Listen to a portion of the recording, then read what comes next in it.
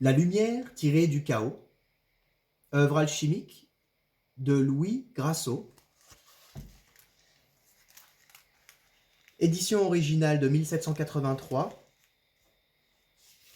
bibliothèque Chacornac, 1930. Premier chapitre. La lumière tirée du chaos, ou science hermétique du grand œuvre philosophique, par lequel nos anciens sages se procuraient la source des richesses et de la santé. Clé de la nature. De toute chose matérielle, il se fait de la cendre. De la cendre, on fait du sel. Du sel, on sépare l'eau et le mercure. Du mercure, on compose un élixir ou une quintessence. Le corps se met en cendre pour être nettoyé de ses parties combustibles, en sel pour être séparé de ses terrestréités, en eau pour pourrir et se putréfier, et en esprit pour devenir quintessence. Les sels sont donc les clés de l'art et de la nature. Sans leur connaissance, il est impossible de l'imiter dans leurs opérations.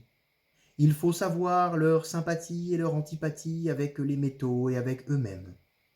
Il n'y a proprement qu'un sel de la nature, mais il se divise en trois sortes pour former les principes des corps. Ces trois sont le nitre, le tartre et le vitriol. Tous les autres en sont composés. La sublimation, la descension et la coction sont trois manières d'opérer que la nature emploie pour parfaire ses ouvrages. Par la première, elle évacue l'humidité superflue qui suffoquerait le feu et empêcherait son action dans la terre, sa matrice. Par la descension, elle rend à la terre l'humidité dont les végétaux et les chaleurs l'ont privée. La sublimation se fait par l'élévation des vapeurs dans l'air, où elles se condensent en nuages. La seconde se fait par la pluie. Et la pluie, au beau temps, a l'alternative. Une pluie continuelle inonderait tout. Un beau temps perpétué dessécherait tout. La pluie tombe goutte à goutte, parce que versée trop abondamment, elle perdrait tout, comme un jardinier qui arroserait ses graines à plein seau. C'est ainsi que la nature opère et distribue ses bienfaits avec poids, mesure et proportion. La coction est une digestion de l'humeur crue instillée dans le sein de la terre, une maturation et une conversion de cette humeur en aliment au moyen de son feu secret. Ces trois opérations sont tellement liées ensemble que la fin de l'une est le commencement de l'autre. La sublimation a pour objet de convertir une chose pesante en une légère, une exhalaison en vapeur, d'atténuer le corps crasse et impur et le dépouiller de ses fesses, de faire prendre à ces vapeurs les vertus et propriétés des choses supérieures, et enfin de débarrasser la terre d'une humeur superflue qui empêcherait ses productions. À peine ces vapeurs sont-elles sublimées, qu'elles se condensent en pluie, et de spiritueuses et invisibles qu'elles étaient, elles deviennent un instant après un corps dense et aqueux, pour retomber sur la terre et l'imbiber du nectar céleste, dont il a été imprégné pendant son séjour dans les airs. Sitôt que la terre l'a reçu, la nature travaille à le digérer et à le cuire. L'eau contient un ferment, un esprit vivifiant qui découle des parties supérieures sur les inférieures, dont elle s'est imprégnée en errant dans les airs, et qu'elle dépose ensuite dans le sein de la terre. Ce ferment est une semence de vie, sans laquelle l'homme, les animaux et les végétaux ne vivraient et n'engendreraient point. Tout le respire dans la nature, et l'homme ne vit pas du pain seul, mais de cet esprit aérien qu'il aspire sans cesse. Dieu seul et la nature, son ministre, savent se faire obéir des éléments matériels, principes des corps.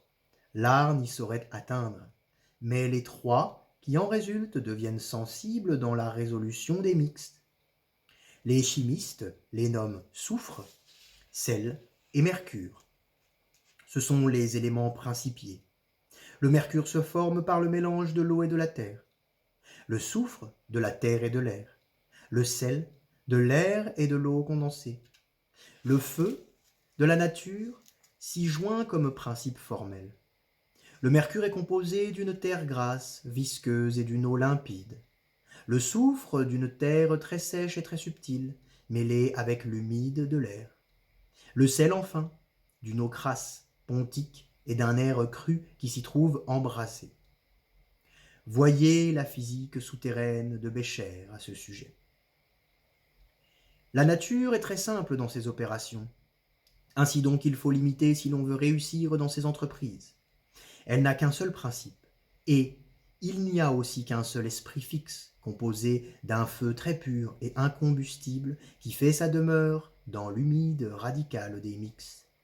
Il est plus parfait dans l'or que dans toute autre chose, et le seul Mercure des philosophes a la propriété et la vertu de le tirer de sa passion, de le corrompre et de le disposer à la génération.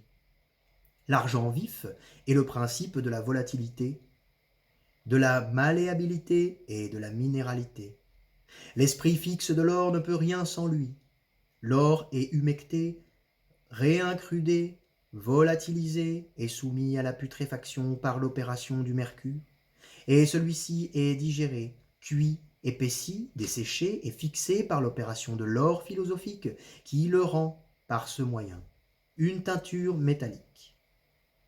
L'un et l'autre sont le mercure et le soufre philosophique. Ce soufre est l'âme des corps, et le principe de l'exubération de leur teinture. Le mercure vulgaire en est privé. L'or et l'argent vulgaire n'en ont que pour eux. Le mercure propre à l'œuvre doit donc premièrement être imprégné d'un soufre invisible, afin qu'il soit plus disposé à recevoir la teinture visible des corps parfaits, et qu'il puisse ensuite la communiquer avec usure. Nombre de chimistes suent sang et eau pour extraire la teinture de l'or vulgaire. Ils s'imaginent qu'à force de lui donner la torture, ils la lui feront dégorger et qu'ensuite ils trouveront le secret de l'augmenter et de la multiplier. Mais, spes tandem agricolas vanis eludis aristis. Il est impossible que la teinture solaire puisse être entièrement séparée de son corps. L'art ne saurait défaire dans ce genre ce que la nature a si bien uni.